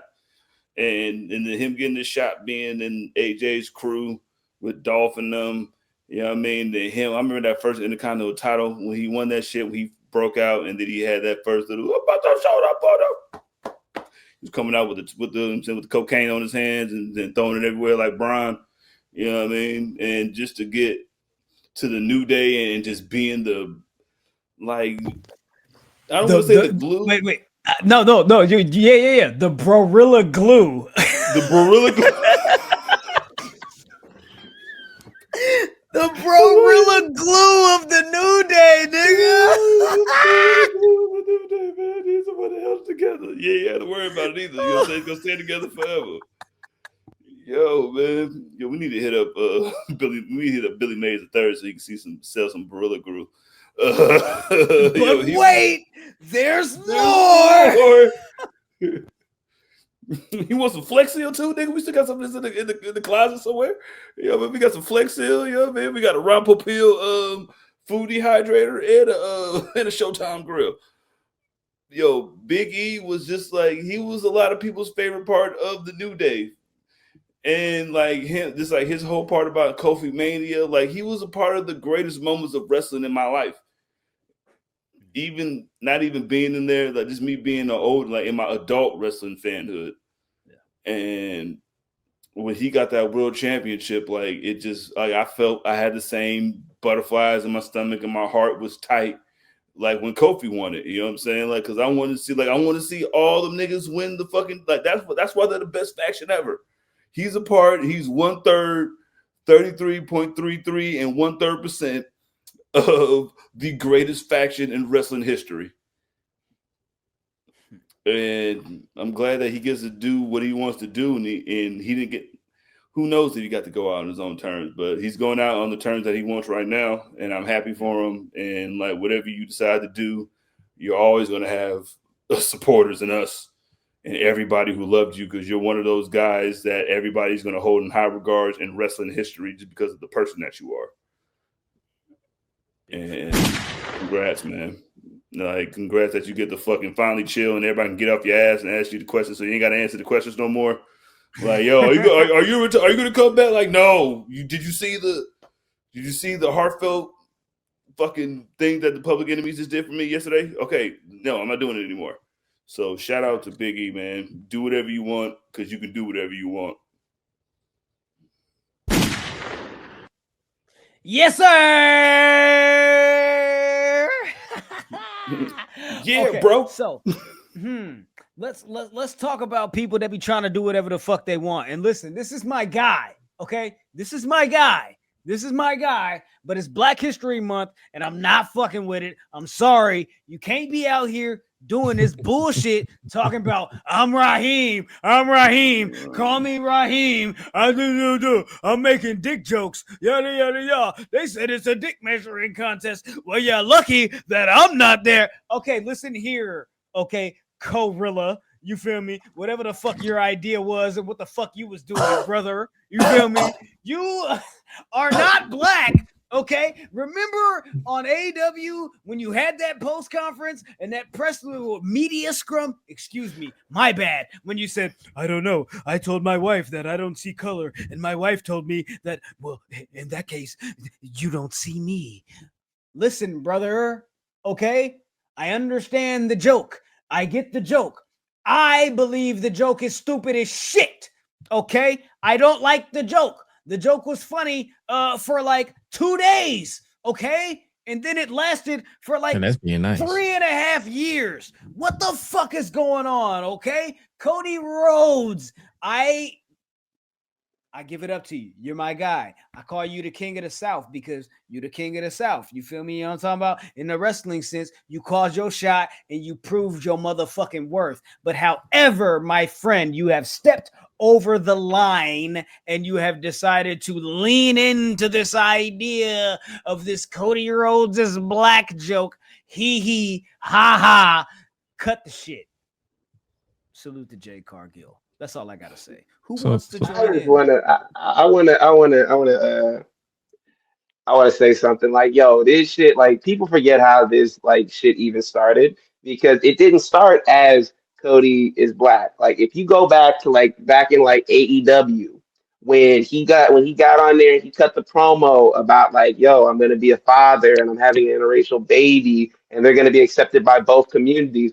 That joke was given because people were getting on his ass. Like, that's what that was. People were joking about it and they were being like tongue in cheek when they were calling him Cody Luther King and posting the pictures of him like with Martin Luther King and like Malcolm X, stuff like that. That was all done as tongue in cheek. And it wasn't done as like, oh yeah, we think you're black or whatever. We think like this is funny because you were hamming it up right here.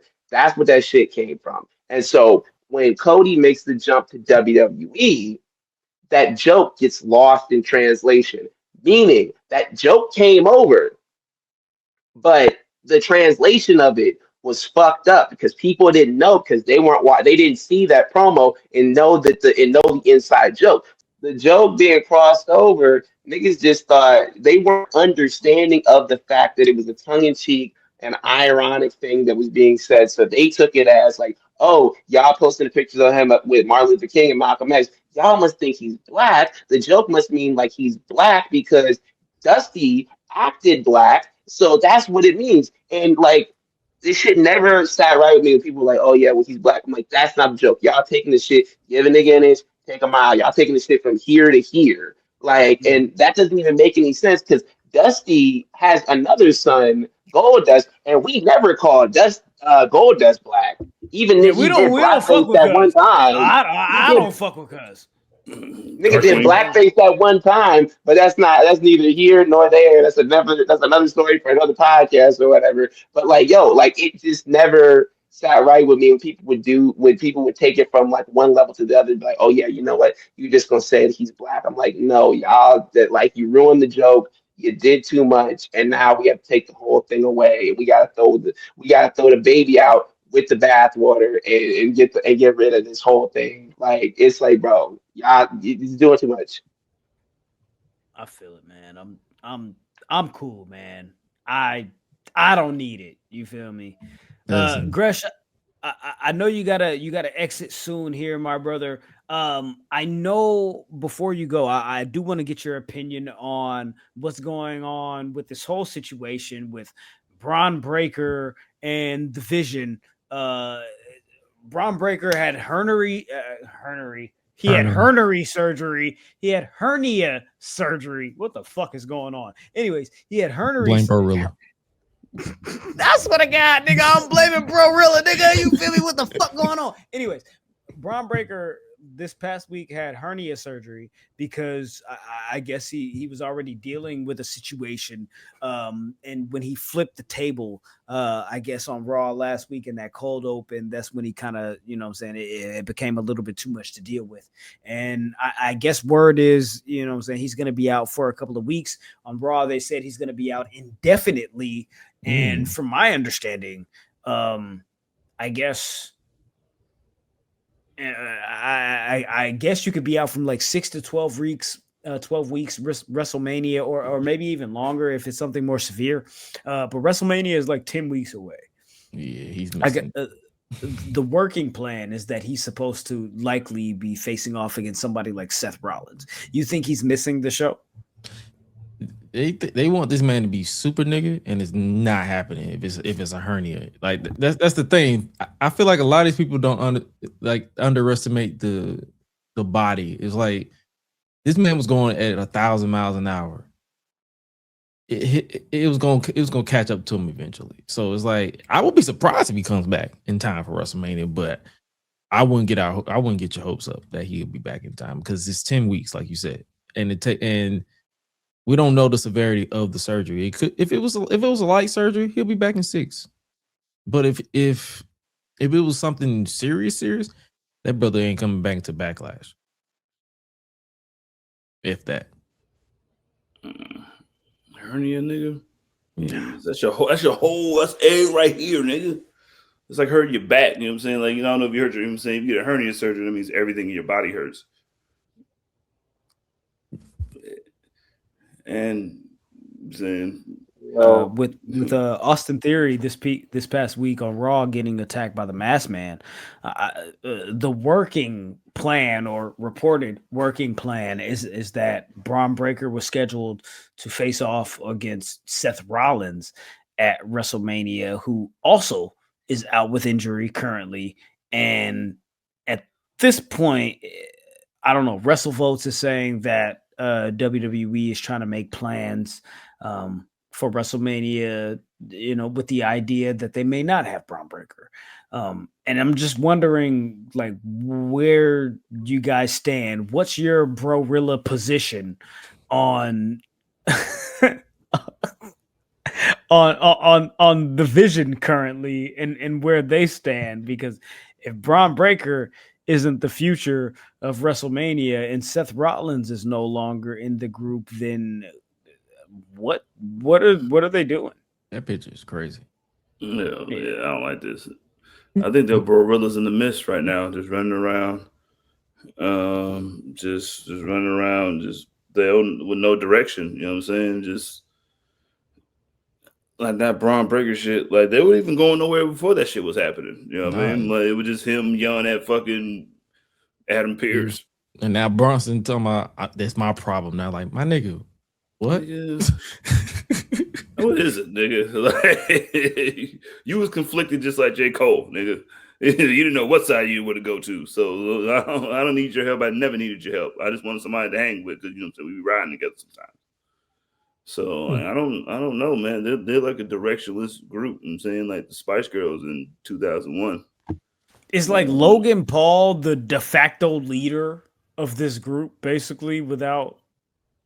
It's Paul Heyman. If you're talking based off of like internet or in general star power, yeah. Until Brock comes back. I don't like it. Because Brock is back in Atlanta. Yeah, this Vision team right now with Seth Rollins getting injured and Bron Breakker getting injured. This is the 2013 Lakers, bro. This is the 2013 Lakers. We had Kobe, Steve Nash, Dwight Howard. We were gonna go for a chip. Then World Kobe peace. gets injured, bro. We had Meta World Peace. You're right. We had a whole lineup. Paul Gasol. Like we had a whole lineup, bro.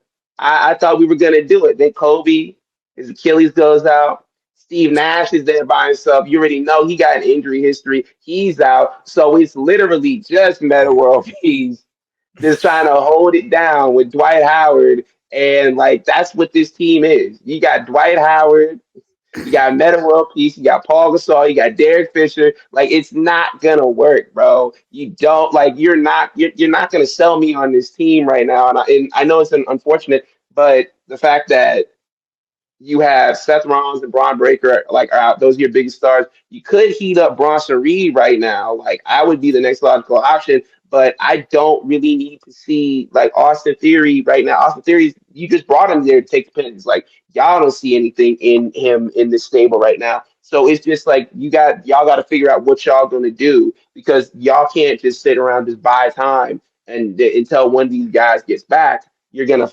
drown off of that shit. So LA Knight is, I guess, their their life raft in this, and maybe he can hold them together for a little bit until Bron Breakker gets back, and they could do something with this. I know they're going to run that masked man gimmick into the ground until one of them gets back or one of them is healthy enough. But as far as like all this goes, it's just a fucking mess. I can't disagree. And the funny thing about that Bronson shit is he shouldn't have been cooled down in the first place. You beat Roman Reigns. Facts. Like, bro, like they should have been neck and neck as far as like it shouldn't have been no. I'm gonna push Bronson, put I'm gonna push Bron Breakker and put Bronson down. Like, it should have been literally both of them going. If Bron was going after the world title, Bronson should have been going after whatever mid card titles right there, with the U.S. title, Intercontinental title, one of them that's over there. He should have been literally right there. He should have, whoever was the champion should have been squashed by him. And I'm not talking about like a squash match, but like literally tsunami, 1, 2, 3, new champ. Bye. Like, they should have literally just let the ball run with him, or run it back. Run back to tsunami, nigga. Run back to tsunami, nigga. You want another one, nigga? That's what I'm saying. 12, like, nigga? But they pushed him down to being a lackey, and I'm like, what are we doing here? And then, you know me, I'm gonna be open about it. Like, I surround myself with people who try to see the positive in it, but I'm just like, yo, my eyes work. This shit sucks. That's hilarious, nigga. like, there's no other way to spin it. This shit is ass. Like, and it's unfortunate, like Ben said, but it's like there's nothing. It's like there's nothing they can do to sell me on this, because you've already, like, Logan is whatever to me now. Bronson is cool, but whatever. And Austin Theory is just like, how are you still here? Exactly. Yeah. On top of that, you got Tom Brady telling this nigga that he cute and shit like that. Like, yo, the little backflip shit is cute. And you got Tom Brady acting that character. You're like, yo, bro, I don't usually come on this app and say no shit, but you a bitch ass nigga. Like, yo, that's like, you're not focused. Brother, you can't tell me you're focused on what's going on with this storyline, and this is what your side quests are looking like, bro. Stop playing. Lock in. You really want somebody in. Yeah. Background. Well, Gresh, I appreciate you, your contributions this evening. You know, let me go put the Brilla pad on. All right, bro, get the fuck out. Get off my show. I hate you. Nigga right here, man. No, but it's been real, bro. I appreciate y'all hold it down, and I'll see y'all next week. We will do that, man. In your absence, man. Salute to you. We'll see you on Gresh Unleashed on Tuesday. Y'all time out. We only got like 9 minutes left for these niggas anyway. Pretty much, yeah. Pretty much. Anyways, my brother, be easy. Now that nigga's gone. Oh. Yeah, now that nigga's gone, man, we could talk about white people, man. We could talk about.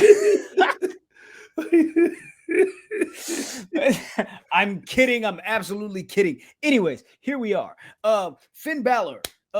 He wants, I guess, something at Elimination Chamber, CM Punk. He wants a title shot, nigga. He wants to face a champion. He wants to be the champion. He wants to go to WrestleMania and main event because Adam Pearce told this nigga that the Royal Rumble was full, and for some reason they put Mr. Iguana in that motherfucker. So Ben, let me ask you, what are your thoughts? What is your how do you feel about this whole Finn Balor thing and where he's at right now? What's his next move? What's he got going on right now? Talk to me.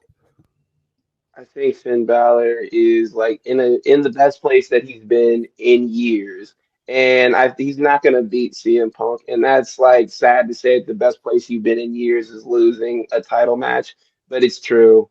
There hasn't been really much to look for in the past few years with Finn Balor, except for like a bunch of start and stops. So I'm glad that he's in the main event. But there have been like some people who are like, oh yeah, well what if they add him into the main event and they just do a triple threat? And I'm sorry, like yo, that's not gonna work. That's not gonna happen. But I'm confident that by the end of this year he will have some type of motion. He will have some type of momentum to at least get a world title, at least even if it's like a 3-month reign, something. Because like you can't just keep stringing niggas along, and you got all his friends and all his buddies over in the other company. Like he really trying to do something with y'all. He really trying to make it work. He go out here and be with his side piece and be with these hoes, but he giving you the love. He giving you the attention. He giving you the one-on-one. He taking you to the Cheesecake Factory. He not taking the Young Bucks to the Cheesecake Factory. They go to Cracker Barrel, nigga. Who they do? This nigga said WWE got to string him along, nigga. Like they ain't been stringing niggas along for forever, nigga. Hey, listen, dog. Can he not get into the Drew McIntyre thing before Drew McIntyre was a champ? Where he would just kind of just hanging around, you know what I mean? Just like hanging around, getting title shots here and there, like just raising hell, kind of. Like I think he just might have to go. This is what you got to do, Finn. Listen to your boy, all right? Listen, you got to go full demon mode. You don't want to go full demon mode usually, but in order to stay where you are, you have to go full demon mode, 24/7. Jump everybody that you see, even the girls. Beat up Raquel. I'm saying, got to beat up Gurlo. You know what I mean? You're gonna have to beat up Dom. You have to go to the hospital, beat up. You know what I'm saying? Big Head. And, you know what I mean? That's what you're going to have to do, man. You're going to have to completely separate yourself from this group that literally doesn't need you right now. You know what I'm saying? They do not need you or anything about you. They don't even need Dom in there. He's just in there because he's the realest nigga in the world. So in order to, I want to see him in that Drew McIntyre. Because, you know how Drew kind of, hung around the title for the last year and a half? I would like to see him there. We can still be present and fully entrenched in the World Heavyweight title. Well, he's the WWE in the WWE World Heavyweight Championship. WWE in that belt that Drew got. You know what I'm saying? You can hang around there, or you can go over there. I want to see him over. I want him in that spot, the spot that LA Knight thought that he was going to be in. I want that one. He needs to be the demon. Wait. So, do you want him to challenge for the WWE title or the World Heavyweight Championship? Yeah, that one. Yeah, the World Heavyweight Champion. I'm sorry. I'm saying I gotta mix up my words. There's too many W's. A lot of W's. W in the chat. Y'all talking about all the shit, man. But yeah, I mean, shit. That's what we got at Elimination Chamber. We got CM Punk. We got Finn Balor, and I mean, I think a bigger question. I think a bigger question is, since it's pretty much a foregone conclusion. The main event for WrestleMania 42 is already set. It's CM Punk versus Roman Reigns for the World Heavyweight Championship. But if this is not the move for Finn Balor to be the World Heavyweight Championship at this moment, what is the next step? What is the next move for Finn Balor coming out of Elimination Chamber, coming out of Chicago, coming out of this program with CM Punk? Is it something with Dominic Mysterio for the Intercontinental title, or does it put him somewhere else on the card? SmackDown, he just ruins everything in their title picture. It's insert yourself. Pause. You know what I mean? Yeah, like as far as like what goes on after this, he's definitely gonna have a match with Dominic Mysterio, and I don't know what they're waiting for. I think the whole thing they're waiting for was Liv to come back. Now that you have Liv back, you can pull the trigger on this. Like if they're like, oh yeah, we gotta wait till JD McDonough gets back. Like no, you don't. You honestly didn't even have to wait until Liv got back. You just drawing this shit out. This shit should like this group should have been broken up 6 months ago, 8 months ago, a year ago. You should have ended this group, but you keep stringing it along and along and along and along. And you've gotten past the point where anybody cares. Anytime some steam is built up and the group looks like it's going to destroy itself, what do y'all do? Y'all gear the shit back up. Y'all add an extra 3 months on here. Like Finn Balor, like what CJ said, I hadn't thought about that, but I think that's a good idea. Like after the rivalry with Dominic Mysterio, you should clear out. Like, bro, like get like go fresh scenery, go over to SmackDown, see if it could work over there. Because right now, like I don't want to see him anywhere near the Judgment Day. And this needs to be something like, sometimes you have a rivalry or whatever, and they'll be for like anywhere from like 2 to 3 months after the fact or whatever. You don't need to do that. You just have a match at WrestleMania, put that nigga on the first thing, smoking the SmackDown, and just end this shit. Clean break. I can't disagree. You got to move somebody. Like after this whole Judgment Day split happens for whoever gets broken off, whether it's Finn, whether it's Raquel or Dominic or whatever the case may be, you got to move them niggas to some other brand, get them far away from this collective, from this group, because it's already been a lot. And if they're going to be on the same brand and not be in the same group, it's probably going to be overstimulating in some effect, in some way. But Finn Balor, you got a shot at CM Punk at the United Center for the first time the WWE is there in 30 years. And exactly, you're gonna lose just like you lost in Belfast. You feel me? Just like Johnny Gargano. You lost to your home. You think you're losing his home, nigga? You kidding me? Johnny Gargano just lost his tag partner, and he's all upset and all, you feel me, hurt, and, you know what I'm saying, all stoic, you feel me, and that's the thing, you feel me. But one last thing before we do get up out of here, and it's concerning also WrestleMania and what somebody's got going on, or maybe what somebody doesn't have going on, because I did see the reports, and we've been talking about a lot of reports today, but I did see the reports about Jade Cargill and her WrestleMania direction, and WrestleVotes is saying that at present moment, Jade Cargill does not have a direction for WrestleMania. They don't necessarily know who her opponent is going to be. Of course, by the time this goes live, she will have one defense on the books against Jade. Jade Cargill will have one defense on the books against Jordynne Grace for the WWE Women's Championship on SmackDown. But it's been 100 days plus now. And if the reports are that currently Jade Cargill doesn't have a direction, they don't necessarily know who they're going to have her face off against. Tiffany Stratton, Charlotte Flair have been floated, but I don't know, man. Question for you, gentlemen.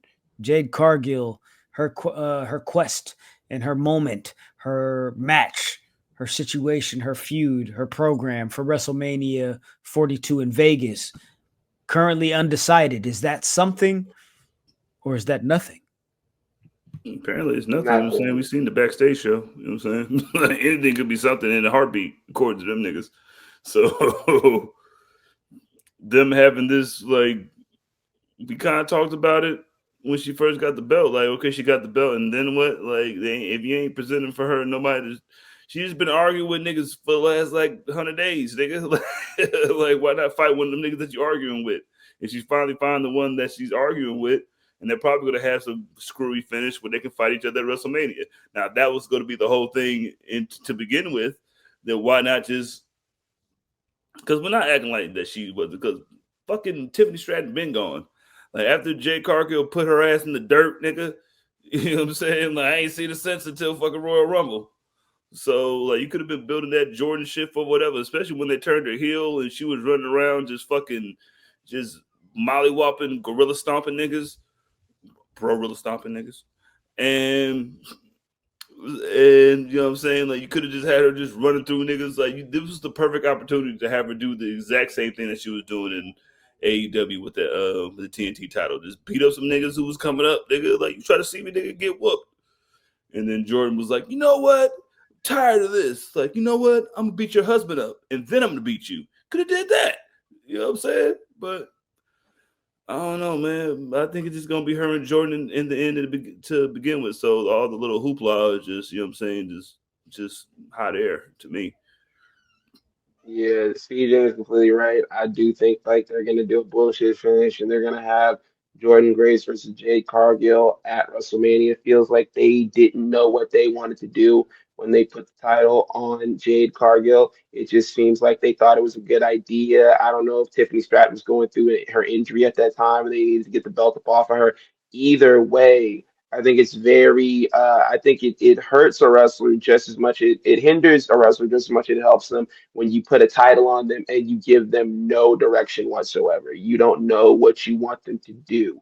Like, yes, it looks good on her resume, it looks good on her record, but when people look back at those title defenses, they're like, well, she didn't really defend it like that for the first 100 days. Maybe something changes from here on out. But as far as like this goes, I think like, yo, like, I really don't think they know what they want to do with her. And like CJ said, it's as simple as, yo, as her just throwing like these women around, like her just having like dominant matches. It's really as simple as that. But I don't know what they think was gonna come of this, like putting the title on her. But this isn't it. If you want her to look like a good champion when all is said and done, because Tiffany Stratton was like had contenders, she was having matches, she was doing shit. Like you got to do something, bro. Shit or get off the pot. Big facts, man. There was a report I saw earlier this week that Bianca Belair is still expected to be at WrestleMania in some capacity. And I feel like WWE has been waiting on Bianca to, heal up or be able to be available to be the one to face off against Jade at WrestleMania. But if that's not the case, you need to have had a backup plan, a plan B, a fail safe. I don't know, man. Road Dogg, why the fuck did you not suggest Chelsea Green 2 months ago, bro? Like, what the fuck? Right there. Like, what are we doing, man? All jokes aside, Michael Hayes about to get her a world title run off the shit he was talking. Like, because nobody cares about what Michael Hayes says, nigga. Like, how are niggas still listening to this free falling free bird, nigga? What the fuck he's saying, nigga? I never gave a fuck. Like, he was never important. Like, he was just important you were just a blip on the Von Erich timeline. I hate Michael Hayes so much. Like, he's one of them niggas. Like if they could have replaced you with Todd Pettengill, and then it would have been way more entertaining if he'd have wrestled. But you were just there. Man, fuck that nigga Michael Hayes. But anyway, yeah, I don't disagree. Yeah, I don't disagree. Whatever Jade's got going, Jade's got cooking. Listen, the fact of the matter is she doesn't book the show. So it's not on her that she hasn't had a title defense. It's not on her that it's been 100 days. It's been 3.5 months. It's not on her that she has no competition. It's not on her that everybody that should be a competitor and a title contender is in the tag team division. It's not her fault. It's not on Jade. So, it is what it is. WrestleMania is right around the corner. She'll have a match. She'll defend the championship. She'll successfully defend the championship, or she'll lose the championship. Either way, it is what it is, bro. And, I ain't mad at it, bro. Like, I'm not mad at her. Honestly, I'm not really particularly mad at the booking because I've been enjoying some of the tag team moves that they've been making. I wish they would have gotten on the ball a little bit sooner of figuring out where she's going to go, what she's going to do, what her direction is, has been mentioned. But You know, there's no look at the people that we have. Look at the people that we have booking the show. Incompetence abound. You feel me? So it is what it is. I'm done here. I've got nothing else to say this evening. How would you guys like to close out? Hey man, some niggas just be old, man. There's no way that my man Royce Keys didn't get fired like y'all niggas thought because he was like, yo, I'm 5 years older. Like, you know how fucking stupid you niggas sound?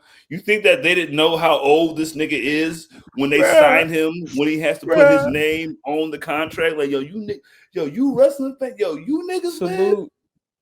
Big action salute to Malcolm Muscle. I saw that video, asked him who his favorite TV dad was. My man Royce Keys, my man Powerhouse Hobbs, my man William Hobson said Sanford and Son, Fred Sanford was the best TV dad. And I said, yeah, that nigga about 40. He about 40. This nigga said 27 at least. I'm just kidding, but that shit was hilarious. He could have said, like, I'd have said it too. You know what I'm saying? Fuck Danny Tanner, nigga. You know what I'm saying? Like, you know what I mean? Why would you say that? Winslow, they could have said Uncle Phil. You could have said, like, you could have said anybody. This nigga said, all right. Okay, bro. I think let's wrap it up.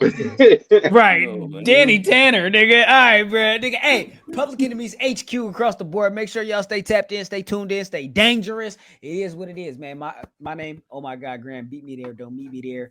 You know I'm talking about? Salute to Gresh. Catch him on Gresh Unleashed. You feel me? Tuesday, you know I'm talking about? You know what I'm saying? Nigga had to exit early. You feel me? And, you know what I'm saying? Hit nigga had to badge out. You feel me? My nigga had to badge out. But, hey, for those of you that stuck along with us, make sure you tap that like button. You feel me? Subscribe if you haven't already. Public Enemies HQ.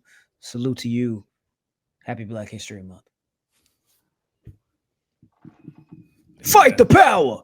All right. Jizzle, my bad. Go ahead.